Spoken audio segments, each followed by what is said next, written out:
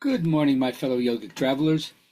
I'm mighty glad to be alive today, and I hope that you are too, as we continue to live, laugh, love, learn, linger, and live the life we love. It's Monday, so it's Poetry Day. This is Love is the Funeral Pyre by Hafiz. Love is the funeral pyre where I have laid my living body. All the false notions of myself that once caused fear and pain have turned to ash as I neared God. What has risen from the tangled web of thought and sinew now shines in jubilation through the eyes of angels and screams from the guts of infinite existence itself. Love is the funeral pyre where the heart must lay its body.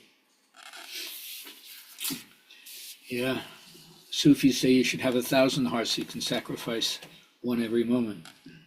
All right, so for my journaling friends, having a healthy assessment of who one is, both in the positive and the negative, can only lead to a more balanced sense of your own existence. So, could you share with me what are your golden gifts? Where you're the poster child for certain ways of being, and also what are some of your character flaws? I invite you to reflect on this yourself, journal write if that turns you on, elevate the conversation with your friends, or let me know, and I'll be glad to pong it back to you, and we can share with each other our golden gifts and our character flaws. Moving along, BKS Iyengar always reminds us that yoga is about uniting the individual soul with the universal spirit, uniting the body with the mind, and bringing them in contact with the serene spirit within. Yoga is ultimate self-culture. It's non-denominational. It's not exhibitionism. When you practice yoga, the mind goes inward towards itself, and that light goes on progressing without arrogance. You're not showing off. You're not trying to be better than anybody else. It's all about your own personal sadhana or inner work. And of course, when you practice yoga, although some people think it's escape from life, because there's a way in which it teaches you to disengage, it's also an escape into life. And when you find your yogic warrior, right, your life is one of decisive action. You engage in life. You never withdraw from it.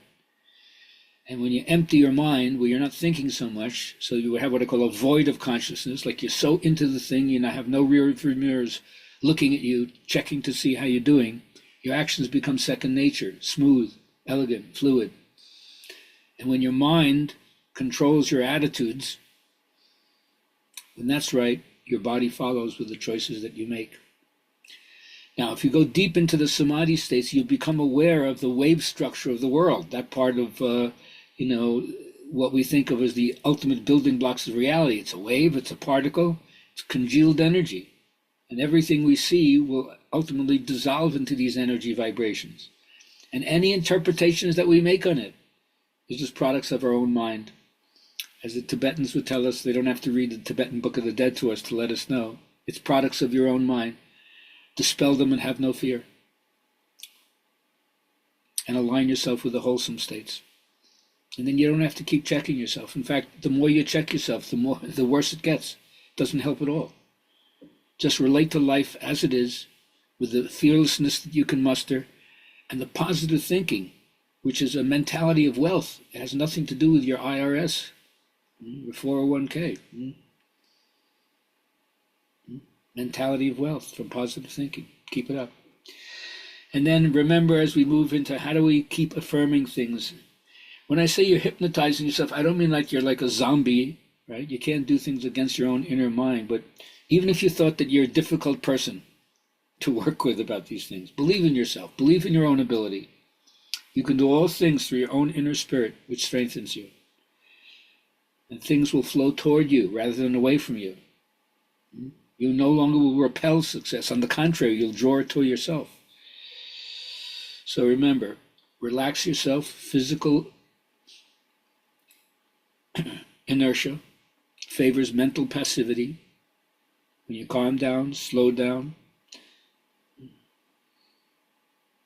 you render your own inner mind susceptible to suggestion. Suggestion doesn't mean you're gullible and naive.